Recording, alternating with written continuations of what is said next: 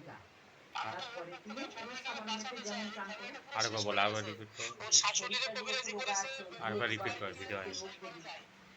রোগ দেবী সত্য তারপরে স্বামীর আর স্বামী স্ত্রীর ভিতর দুইজনের ভিতর গন্ডগোল লাগাই আলাদা করে গেছে। দেখ বেটা, ও কারো ভালো চায় না, কেউ যে সুখে থাকে সে জিনিস ও দেখতে পারে না।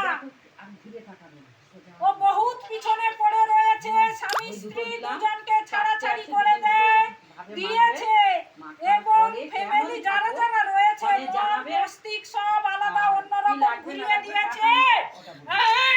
ওই বেটার অত শক্তি। আমি তো চাচ্ছিলাম মা বাবা যেভাবে হোক আমার ওই সংসারটাকে একটু মুক্তি করবে, সংসারটা আসতে হবে বেটা, তুই এখানে আসিস, আসলে আবার ঠিক হয়ে যাবে। ওই অশান্তিতে ভুগছিস, ওর পুরো অন্যরকম করে দেওয়া হবে এখান থেকে।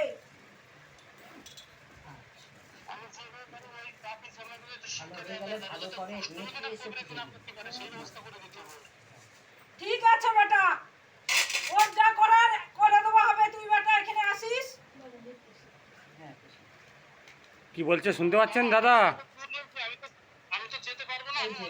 উনি অনেক দূরের থেকে কথা বলছে, সামনে আমাশা যদি কিছু করা যায় দেখো। ঠিক আছে, নাম বলবি, ওর নামে কাটান হবে, চাল কুমড়ো কাটান হবে। পারলে দুভাগ করে নিব।